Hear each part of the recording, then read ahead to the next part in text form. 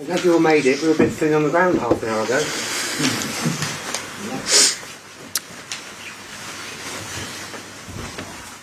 All good? I'll start with James from Sky. Mikel, good afternoon. Hi. Just wanted to ask about injury issues. There were reports yesterday that Alex has joined William on the sidelines, could be out for the season. Is that true? We have another session tomorrow before the Brighton game. We are trying to get players back for that day. Today, obviously, they haven't trained on the pitch. So we'll know more tomorrow.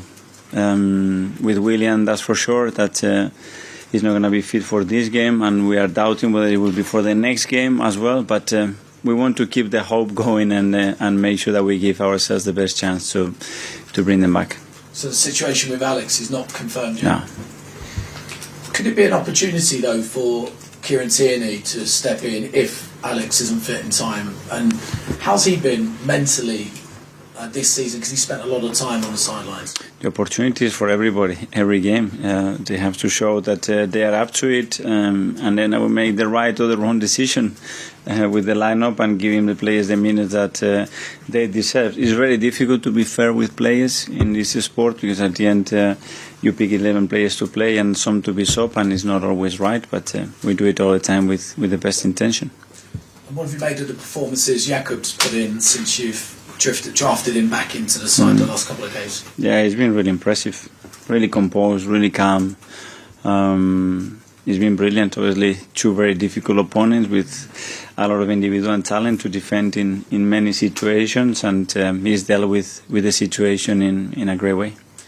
Been lots of talk about contracts for players, as there always is, and I know that's probably a little bit of a distraction with the title race going on, but what's the latest with Aaron Ramsdale? Is there a contract on the table for him? Nothing. The moment there is something to announce with any individual, we will do that as a club like we always do, but it's not the moment to talk about that. Is talk about it, though, surrounding the contract, is that credit to him for the performances he's put in this season? Yeah, we are very happy with him. Obviously, the way he's developed, the way he's performing, and the trajectory that he's at in the last two seasons is remarkable. And we are really happy with him, and he's a really important player for us. And the transfer market is going to be talked about, I'm sure, certainly all summer long. Now, there's been a lot of figures branded for certain players, figures of north of 100 million for players. As a club, would the club be willing to break their transfer record if the right player became available in the summer? I think the conversation now has to be Brighton and the games that we have.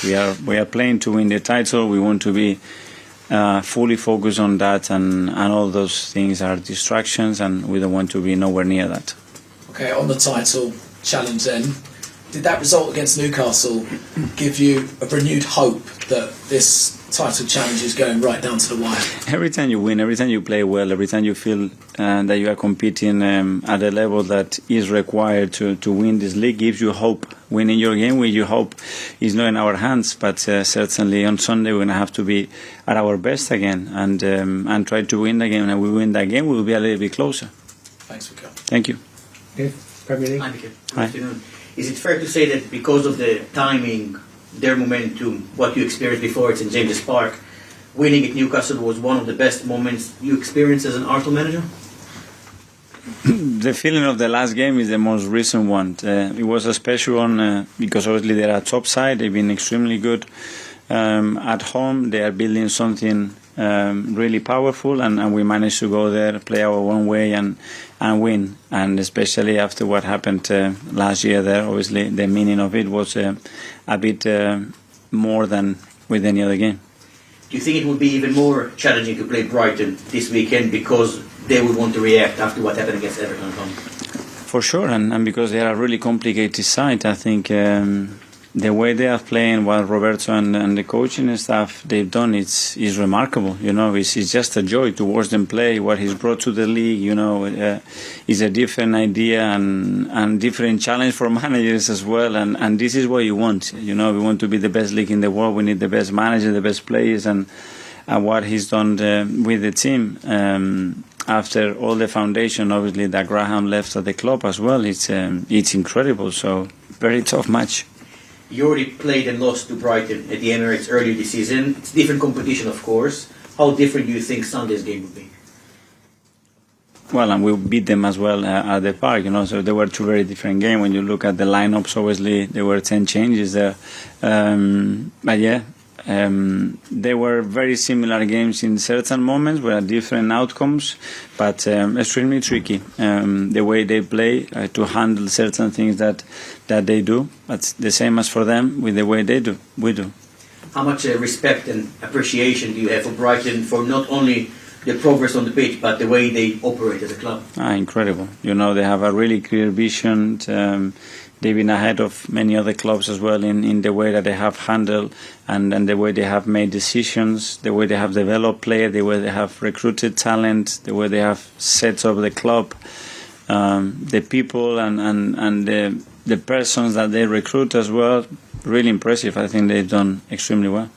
You sense from the players that feelings of confidence and resiliency that you could challenge City all the way until the end of the season? That's what we're here for. It starts on Sunday again, 3 games to go. This is the crucial one right now, and we want to beat them and elevate our hopes and our enthusiasm to keep going, because everything is still to play for still. Thank you. Hi Mikel, Hi. Hope you're well. What you were saying there about Brighton and the way they recruit players, are top clubs throughout this league and yourselves looking at them in the model they have and trying to sort of replicate that in your own sort of way in the next few seasons? No. You cannot replicate. I think the model that Brighton has is great for Brighton. We cannot have the same model. We have to have a different model. I'm sure there are things that we can apply to our model that they do extremely well, but it's a different model. They have different demands. They have a different size of club, probably different approach as well. So it would be a mistake, in my opinion, to try to do that. Whatever happens between now and the end of the season, how proud are you of the way this team has progressed and what it's set you up to potentially do in the next few seasons? I would answer that question at the end of the season. Now is how proud I am, the preparation, and how mentally, physically, and tactically we're ready to go on Sunday and be at our best and win again. I was speaking to someone who witnessed Martin Odegaard when he was 15 earlier this week, and he spoke about how at that age his quality on the ball, his vision was something that set him apart from the rest. He scored 15 goals this season, which is the best of his career. How impressed have you been by the way he's sort of handled the captaincy and the way he's got into goal-scoring positions more this season? Great. That's the demands that he put himself and the areas that he had huge margins to improve, and he's making huge steps in the right direction to become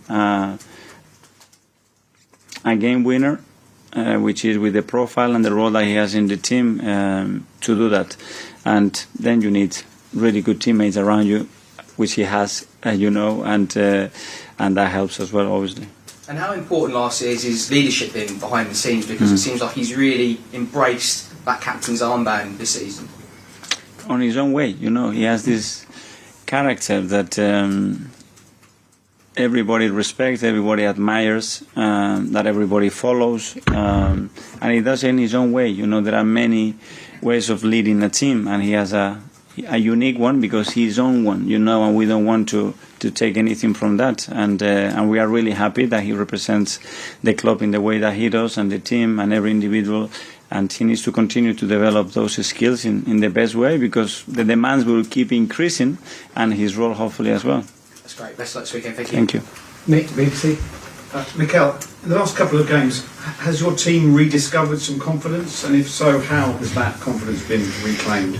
By playing well, by being on top of the game, and individually as well, raising the level. That thing, I think, is something critical and really important when you get to this stage of the season. And once you've done that, obviously that has a huge impact in the team performance. And the team has been playing well, scoring goals and winning matches. So it's a good mixture. When you were dropping points, you expressed some frustration about your team kind of handling the situation that they're in. Do you think they've listened to you and adapted to what's in front of them? More than frustration, it was just we have to find, I'm responsible with the coaches to find a way to help them more. And the frustration goes with how can we help them more?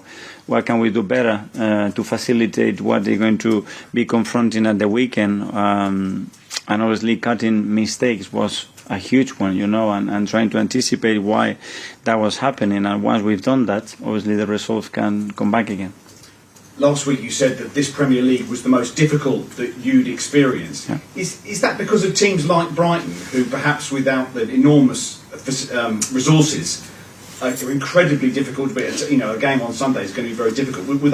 Was that who you were referring to when you said that? Well, the level, obviously, of every organisation at every level, it's much better than it was before. You know, the level of the players, the level of the staff, the level of the coaches, everything has improved. Physically, it's much more demanding. You know, every detail, every phase of play is dominated in the right way by every opponent, and that makes the game really fascinating, because it's a lot of things that can go your way or don't go your way for small margins, and this is the Premier League right now for every team. And just finally, given the fact that you may have to make some more changes, particularly defensively, have you had to remind every player in your squad that at any point they could be called upon to play in these huge games, and they're going to have to be at 100% because the situation is quite difficult for you at the moment defensively?